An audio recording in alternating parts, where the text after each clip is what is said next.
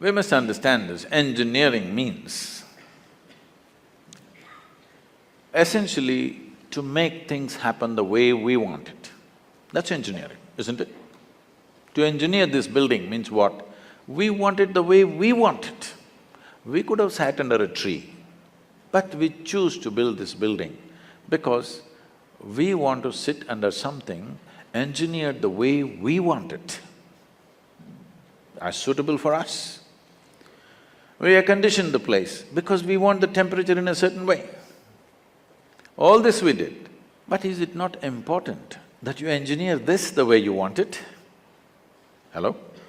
Outside is air conditioned, inside is boiling, what's the point? I'm saying power is being wasted on you.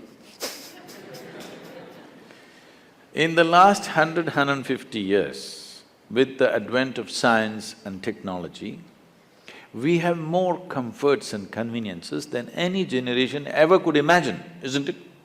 Yes or no? You have more comforts and conveniences than any generation could ever imagine. We are the most comfortable generation ever, physically, materially.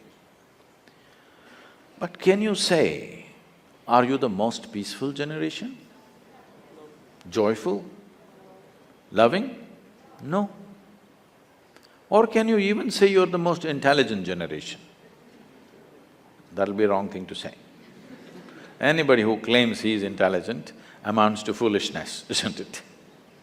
Because the significance of intelligence is, it shows you how many loopholes are there in your intelligence. Only a fool thinks there are no loopholes. A truly intelligent person always sees how many loopholes in my intelligence. The significance of being in a technological institute is not about just getting qualified to get some job somewhere or a passport out of the country.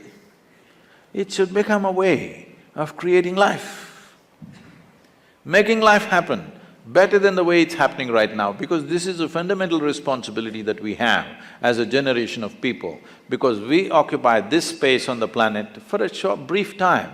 When the last generation gave this planet to us, whichever way they gave it, it's our business that when we leave it little better than the way we had it. Very important. How better? In what way better? You can decide that. I won't say only ecologically better, but in every way better. It must be better than the way we got it. This means we have to engineer ourselves to fit in such a way. See, a well-engineered machine means least amount of friction, isn't it so? Yes? A well-engineered machine means what? Least amount of friction. Heavy friction means badly engineered, isn't it? Isn't that the understanding? So the fundamentals of yoga is this. The fundamentals of yoga is in the geometry of physical existence. If you understand the geometry of what this human mechanism is, the body is, the psychological structure is, the chemical processes are, the energy structures are, if you understand the geometry of this and become capable of observing the cosmic geometry, if these two things are well aligned, suddenly your life hits off like a magic. Your life is no more a miserable drag, but it's magical simply because you have gotten the right geometry of things. Anything that is geometrically perfect will function absolutely smoothly and for a very long time. This is something that you must do to yourself when you're young. It doesn't matter what you want to do in your life. One thing must happen, your body and your brain should not come in your way. They must work for you. Yes or no? Hello? Never your body and your mind should not come in the way of who you want to be. Right now for most people, they themselves are a big issue. When you are an issue, how will you address the issues in the world? If you really want to address the issues in the world, this one should never be an issue, isn't it? I am not the issue here. I am never the problem. If there are problems, I will deal with it, but I am never the problem. This must happen to you, isn't it? Please make yourself like this, that you are never the problem. You're always a part of the solution, never a part of the problem. Right now, right now we have developed a certain attitude in the country, a whole lot of people, for every solution they invent a problem. For every solution they have found a problem. So there are people who are working for problems, there are people who are working for solutions. Young people should stand up and become a solution for future generations to come and your own life to blossom. Because the greatest fulfillment in one's life is that you function in such a way that you could do something which is much larger than yourself. This must happen. This is the highest fulfillment of activity, that you are able to do something which is larger than yourself. Only then you will see fulfillment in activity. Activity is one thing, but most important thing is how you are. People come to me like, right now you're all saying your IIT is the problem, so I'm inviting you to IYC, Isha Yoga Center. Lot of people come to me and say, Sadhguru, these are people who passed out, okay? Sadhguru, my mother-in-law, she's another, you know, from somewhere else she is. I just don't know how to live with this person. And my husband, after all, her son.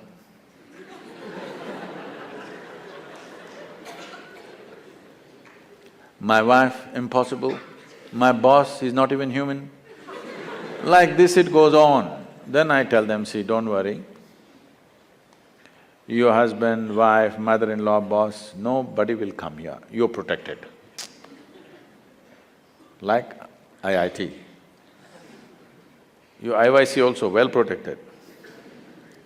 Nobody will come here, you just come and stay. I'll give you a nice place to stay, food is good. You don't have to do anything, just be joyful, that's all. None of these tormentors are there. Just be joyful. 24 hours you leave them in the one room, you must see in how many ways they twist themselves out. When you're alone, if you're miserable, you're obviously in bad company, isn't it?